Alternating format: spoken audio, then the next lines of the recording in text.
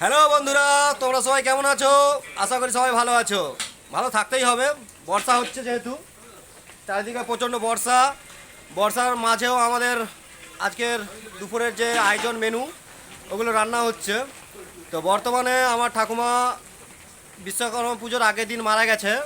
তো সেই জন্য যারা অনেকে কমেন্ট করেছিল, দাদা তুমি বিশ্বকর্মা পুজো করনি কেন, তো সেই উদ্দেশ্যে আজকে এই ভিডিওটা করা। তো যেহেতু আমার ঠাকুমা মারা গেছে সেই কারণে আমার গোডাউনে পুজো হয়নি আর বাড়িতেও পুজো করা হয়নি। আমি কমেন্ট করতে পারবো না। তো আমার সেজ কাকু এসে বললো আমি কমেন্ট করতে পারবো না, দুবাই ফেরত। উনি দুবাই থেকে এসছে আমার ঠাকুমার কাজে। হ্যাঁ আচ্ছা, যাই হোক, কুয়েত, কেউ বলছে দুবাই, তো আমি জানতাম দুবাই। আর এদিকে আমাদের যিনি পূজারি রান্না করছেন,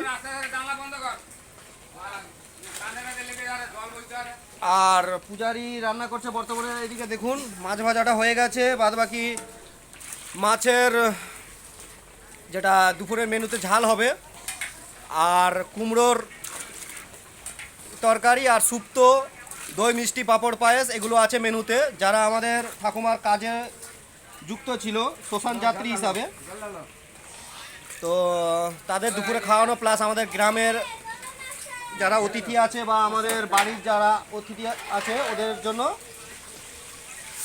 দুপুরের রান্না রেডি হচ্ছে।